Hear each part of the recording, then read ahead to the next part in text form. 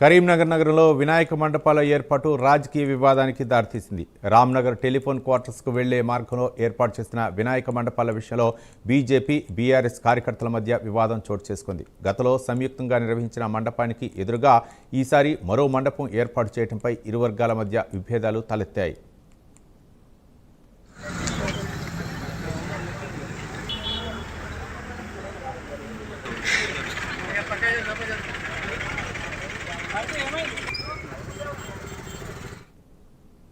ఇక విషయం తెలుసుకున్న ఎమ్మెల్యే గంగుల కమలాకర్ ఘటనా స్థలానికి చేరుకుని ప్రభుత్వంపై పోలీసుల తీరుపై విమర్శలు చేశారు. పోలీసులు ఏకపక్ష తీరును అవలంబిస్తున్నారని, ఒకే వర్గానికి కొమ్ము కాస్తూ మిగతా భక్తులు మండపాలను ఏర్పాటు చేయకుండా బెదిరిస్తున్నారని ఆగ్రహం వ్యక్తం చేశారు. దేవుడు ఎవరి సొత్తు కాదని, భక్తులందరికీ మండపాలు ఏర్పాటు చేసుకునే హక్కు ఉందని గంగుల కమలాకర్ పేర్కొన్నారు.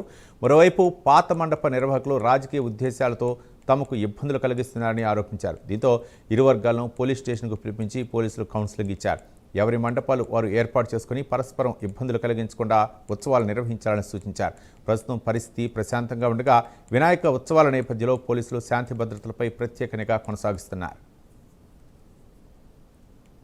రాష్ట్ర పోలీస్ అంతా ఒకవైపు ఉంటే కరీంనగర్ పోలీస్ అంతా ఒకవైపు ఉన్నారు. ఇది ఒక డిఫరెంట్ ధోరణిలో ఉన్న కరీంనగర్ పోలీసు మరి ఎందుకైతుందో తెలియదు. మొన్ననోన చెలిమడ కాడ మొమ్మకాల్లో గుళ్ళెకెళ్ళి విగ్రహం ఎత్తుకపోతే కేసు లేదు వాని మీద. ఆ విగ్రహాన్ని మేము అందరం తీసుకొస్తే మా మీద కేసు. అంటే ఏం చెప్తారు? గుళ్ళెకెళ్ళి మీరు విగ్రహాన్ని ఎత్తుకపోయినా మేము మీకు సపోర్ట్ ఉంటామని చెప్పే ధోరణిలో ఎంత ధైర్యం! గుళ్ళెకెళ్ళి విగ్రహం దొంగతనం చేసుకుపోయిండు ల్యాండ్ గ్రాబర్. ఇంతవరకు మనకి కేసు లేదు.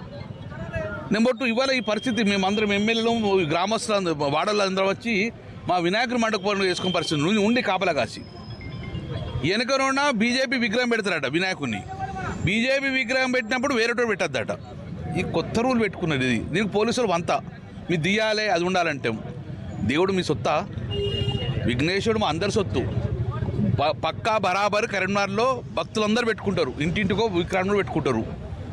అంటే